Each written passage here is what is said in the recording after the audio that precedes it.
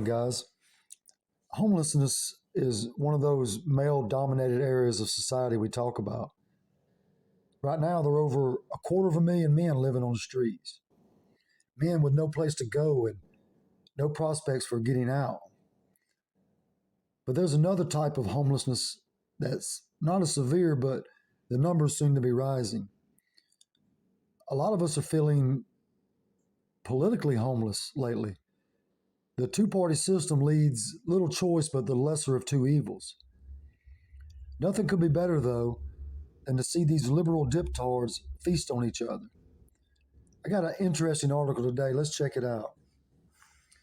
It says, feminists protesting Leah Thomas say they are politically homeless. Democrats don't care about women. The activists say words Democrat and feminists have lost all meaning. Now, I did one the other day about this swimming event and how letting biological men into women's sports is a result of Democratic policies. Well, these women claim that Democrats don't even care about women. A group of feminists protesting outside the women's NCAA swimming championships told Fox News they have walked away from the Democratic Party and believe many others have as well. I was historically liberal. I would say I'm politically homeless now because I don't think Democrats care about women and girls. One activist with the group Save Women's Sports told Fox News. The women's advocacy group has been outside Georgia Tech's Athletic Center protesting transgender swimmer Leah Thomas competing in the NCAA Women's Swimming and Diving Championship since Wednesday. Now, so they formed a group called Save Women's Sports. But the irony is they're trying to save them from policies they themselves champion. I mean, they make it too easy for me. Feminism has become so muddled, much like the term Democrat has become so muddled. It's practically lost all meaning. Amy, one of the leaders of the group and self-described radical feminist, told Fox News, "I am a lifelong registered Democrat who ultimately feels politically homeless.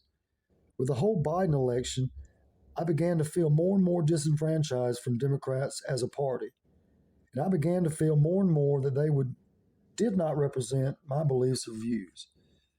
So you got a radical feminist and a lifelong Democrat here.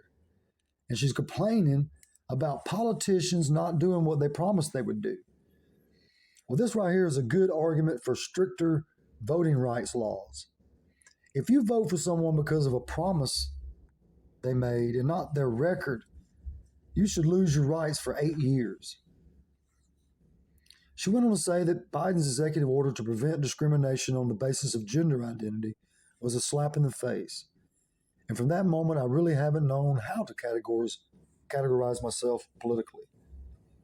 Another member of Save Women's Sports said, "I always voted as a liberal from 18 to 39, but I registered Republican in 2020 after two politicians told me they didn't want my vote because of my stance on women's rights for girls and women.